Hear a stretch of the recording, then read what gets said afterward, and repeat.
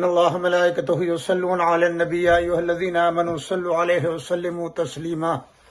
اللهم صل على محمد وآل محمد ولا حول ولا قوة إلا بالله العلي العظيم أعوذ بالله من الشيطان اللعين الرجيم بسم الله الرحمن الرحيم الحمد لله الذي هدانا لهذا وما كنا لنهتدي لولا أن هدانا الله لقد جاءت رسل ربنا بالحق والصلاة والسلام على رسول الثقلين محبوب رب المغربين والمشرقين جد الحسن والحسين بالقاسم محمد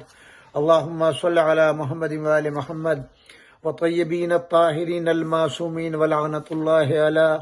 أعدائهم أجمعين أما بعد فقد قال الله سبحانه تبارك وتعالى في كتابه المجيد والفرقان الحميد بسم اللہ الرحمن الرحیم یوم ندعو کل اناس بامامہم سامعین کرام السلام علیکم ورحمۃ اللہ وبرکاتہ۔ SNN کے چینل کے توسط سے جو علماء کا ویکلی پروگرام شروع کیا گیا ہے اس میں حقیر کو بھی حکم ملا ہے SNN چینل کے انتظامیہ کی جانب سے کہ ہر ہفتے میں بھی کچھ حصہ اپنا ڈالوں اپنے بساط علمی کی بنیاد کے اوپر، اور میں کوشش کروں گا کہ اس سلسلے میں جتنا ممکن ہو سکے رشد و ہدایت کے سلسلے میں اور ائمہ علیہم السلام کی تواریخ کے سلسلے میں ان کے حالات زندگی جو ہمارے لیے چشمے سبب راہ بن سکے، ہماری ہدایت میں ممد ہو۔ قرآن کی یہ آیہ مبارکہ جس میں حکم ہو رہا ہے کہ قیامت کے دن ہر شخص کو اس کے امام کے ساتھ بلایا جائے گا، یعنی ہر فرد کا جب وہ قیامت کے دن حاضر کیا جائے گا تو اس کو اس کے امام کی معیت میں، اس کے امام کے بینر کے نیچے، اس کے امام کے ساتھ اس کو اٹھایا جائے گا۔ کوئی شخص بھی بغیر امام کے نہیں ہوگا، چاہے وہ امام برا ہو یا اچھا ہو۔ یہ قرآن کا حکم ہے۔ حضور اکرم صلی اللہ علیہ وآلہ وسلم کی اسی مناسبت سے ایک حدیث ہے، من مات لم یعرف امام زماننا مات میتۃ جاہلیہ۔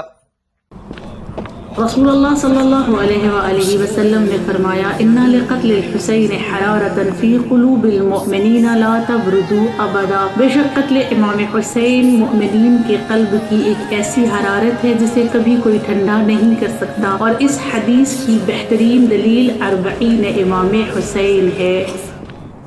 ظاہر ہے یہ مسلمانوں کے لیے ہے۔ جو شخص بھی بغیر اپنے زمانے کے امام کی معرفت کی دنیا سے اٹھ جائے وہ جہالت کی موت مرے گا، چاہے جتنا علم حاصل کیا ہو، جتنا فضل و کرم اس نے بنایا ہو، نام پیدا کیا ہو، شہرت پائی ہو، دولت جمع کی ہو،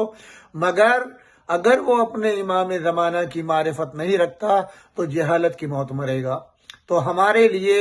ضرورت اس بات کی ہے کہ ہم اپنے زمانے کے امام کے متعلق معلومات حاصل کریں، وہ امام کون ہیں، کہاں ہیں، کیا کرتے ہیں، کب آئیں گے، کیوں غائب ہوئے۔ اور اسی کے ساتھ ساتھ ہمارا ایک سلسلہ ہے پورا امامت کا جو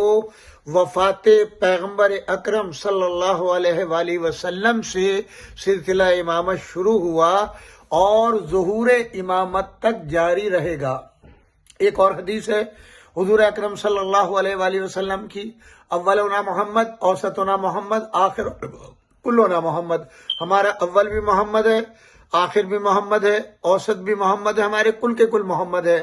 نہ ان میں بچپنے کا سوال ہوگا، نہ جوانی کا سوال ہوگا، نہ بڑھاپے کا، سب کے سب ہر وقت ہر لمحے۔ ہم سب کا ایمان و عقیدہ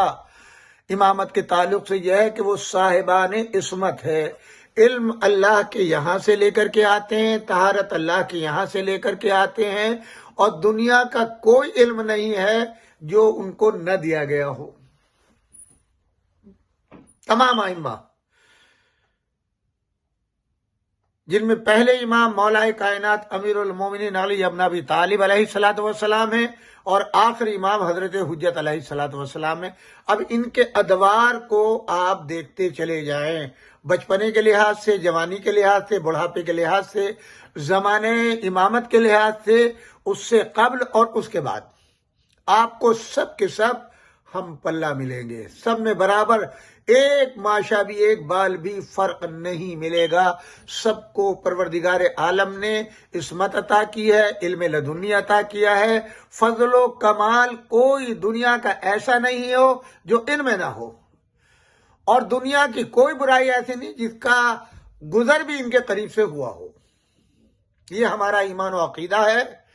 امام آزاد ہیں تب ہدایت کرتے ہیں، جیل میں ہیں تب ہدایت کرتے ہیں، قید میں ہیں تب ہدایت کرتے ہیں، ظاہر ہیں تب ہدایت کرتے ہیں، پردے میں ہیں تب ہدایت کرتے ہیں، ایک شہر میں رہتے ہیں مگر پوری دنیا میں شمع ہدایت ان کی روشن ہے۔ اب یہ ہمارے لیے ہے کہ ہم کتنا ان کی معرفت حاصل کرتے ہیں، کتنا ان سے ہدایت پاتے ہیں، اور ان کی ہدایات پر کتنا عمل ہم کرتے ہیں۔